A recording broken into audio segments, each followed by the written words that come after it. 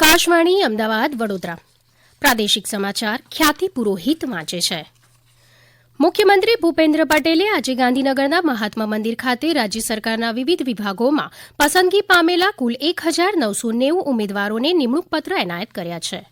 ગુજરાત જાહેર સેવા આયોગ માટે સંશોધન અધિકારી, બાળ યોજના વિકાસ અધિકારી, જ્યારે ગુજરાત ગૌણ સેવા પસંદગી મંડળ માટે ગુજરાતી સ્ટેનોગ્રાફર, અંગત મદદનીશ, work assistant, municipal engineer, junior scientific assistant તેમજ ગુજરાત પંચાયત સેવા પસંદગી મંડળ માટે જુનિયર ક્લાર્ક અને તલાટી કમ મંત્રી માટે ઉમેદવારોની નિમણૂક હાથ ધરવામાં આવી હતી.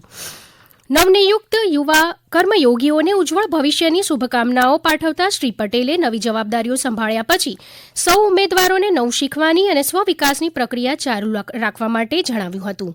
સરકારી સેવાના સમયગાળા દરમિયાન સૌ ઉમેદવારોની પ્રાથમિકતા દેશવાસીઓના જીવનને સરળ બનાવવા સાથે જ તેમના જીવનમાં આવતી મુશ્કેલીઓને દૂર કરવાની હોવી જોઈએ એવો શુભેચ્છા સંદેશો પ્રધાનમંત્રી નરેન્દ્ર મોદીએ ગુજરાત સરકારમાં જોડાઈ રહેલા નવનિયુક્ત યુવાઓને પાઠવ્યો હતો. ભારતીય જનતા પાર્ટીએ 2024ની લોકસભા ચૂંટણી માટે રાજ્યની લોકસભાની 15 બેઠકો માટેના ઉમેદવારોના નામની ગઈકાલે જાહેરાત કરી હતી, જેમાં ગાંધીનગર બેઠક ઉપરથી ગૃહમંત્રી અમિત શાહ, મનસુખ માંડવિયા પોરબંદર અને પરસોત્તમ રૂપાલા રાજકોટ બેઠક ઉપરથી ચૂંટણી લડશે. દમણ દીવમાં લાલુભાઈ પટેલને ચોથી વાર ટિકિટ અપાઈ છે, જ્યારે પાટણ સાંસદ ભરતસિંહ ડાભીને પાટણ લોકસભા માટે બીજી વખત ભાજપે ટિકિટ આપી છે. બનાસકાંઠા અને પાટણ જિલ્લાને જોડતી ઇન્ડો પાક સરહદ પર નડાબેટ ખાતે ગુજરાતની સરહદી વિરાસતો સાંસ્કૃતિક સંદર્ભે વિશે રાષ્ટ્રીય પરિસંવાદ યોજાઈ ગયો.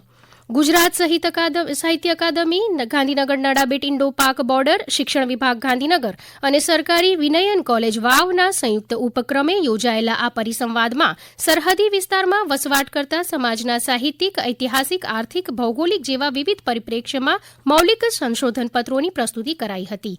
આ સાથે સમાજશાસ્ત્રી ડોક્ટર વિદ્યુત જોશીએ અધ્યક્ષીય ઉદબોધનમાં જણાવ્યું હતું કે કોઈપણ દેશની રાષ્ટ્રીય ચેતના તેના ઇતિહાસને જાણવો જરૂરી છે અને તેનાથી વધારે તેને ઉજાગર કરવાની જરૂર હોય છે. તેમણે સરહદી વિસ્તારની સંસ્કૃતિ, રીતિરિવાજો, સામાજિક તાણાવાણા સમજવા અંગે વાત કરીને ભારત પાક સીમાવર્તી વિસ્તારની જાતિઓના આર્થિક પાસાઓની સમજ આપી હતી. વડોદરા ખાતે ચાલી રહેલી અખિલ ભારતીય ગ્રાહક પંચાયતની 2 દિવસીય રાષ્ટ્રીય સાધારણ સભાનો આજે બીજો દિવસ છે. આ સભામાં ભાગ લેવા દેશભરમાંથી કુલ 250 કાર્યકર્તાઓ જોડાયા છે. સભામાં ગ્રાહકોને લગતા જુદા જુદા પ્રશ્નો જેવા કે ખાદ્ય પદાર્થોમાં ભેળસેળ, એમઆરપીની માયાજાળ, સોશિયલ મીડિયામાં પ્રસારિત થતી ખોટી અને ગેરમાર્ગે દોરતી જાહેરાતો, ઓનલાઈન ગેમ અને ઓટીટી પ્લેટફોર્મની વિદ્યાર્થીઓ, પરિવાર અને સમાજ પર થતી વ્યાપક અસરો જેવા વિષયો પર ચર્ચા વિચારણા થઈ રહી છે. ગ્રાહક પંચાયત મુખ્યત્વે ગ્રાહકની સાથે રહીને કાર્ય કરે છે અને ગ્રાહક માર્ગદર્શન સેવાઓ કેન્દ્ર પર ગ્રાહક સમસ્યાનું સંવાદ અને સમજણથી સમાધાન કરવામાં સહાયક ભૂમિકા ભજવે છે. હવામાન વિભાગની આગાહી મુજબ રાજ્યના કેટલાક જિલ્લાઓમાં વરસાદ નોંધાયો છે. ગઈકાલે અમદાવાદમાં કરા સાથે વરસાદ પડ્યો હતો. સૌરાષ્ટ્રના અનેક વિસ્તારોમાં વરસાદ થતાં ખેડૂતોને ભારે નુકસાન થયું હતું. ભાવનગર શહેર તેમજ ગ્રામ્ય વિસ્તારોમાં ભારે પવન સાથે વરસાદ ખાબક્યો હતો. જામનગરમાં પણ કમોસમી વરસાદ થવાના કારણે કપાસ, ધાણા, જીરું સહિતના અનાજનું નુકસાન થયું હતું, જ્યારે કચ્છમાં કમોસમી ઠાર સાથે ઠંડીનું પ્રમાણ વધતા નલિયામાં તાપમાન 11.4 ડિગ્રી નોંધાયું હતું. દ્વારકાના ખંભાળિયાના અને તેની આસપાસના વિસ્તારોમાં પણ ધોધમાર વરસાદ વરસ્યો હતો. ઉત્તર ગુજરાતના સરહદી વિસ્તાર પાટણ અને બનાસકાંઠા જિલ્લાના હવામાનમાં પણ પલટો જોવા મળ્યો હતો. અરવલ્લી જિલ્લાના વિવિધ વિસ્તારોમાં ગઈકાલે મોડી સાંજથી ભારે પવન ફૂંકાતા ઘઉં અને મકાઈના પાકને પણ નુકસાન થયું હતું. મોડાસા, ભિલોડા, માલપુર, મેઘરજ સહિતના વિવિધ તાલુકાઓમાં વરસાદ થતાં ખેતીમાં નુકસાન થયું હતું અને સાથે લગ્નના પ્રસંગો પર પણ પાણી ફરી વળ્યું હતું.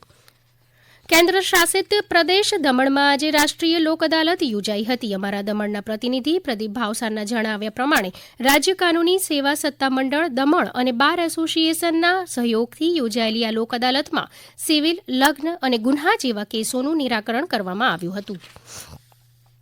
ગુજરાત સ્ટેટ ફૂટબોલ એસોસિએશન દ્વારા AIFF blue club league baby લીગનું મોરબીમાં આયોજન કરાયું હતું, જેમાં 16 જેટલી ટીમના 200 જેટલા ખેલાડીઓએ ભાગ લીધો હતો.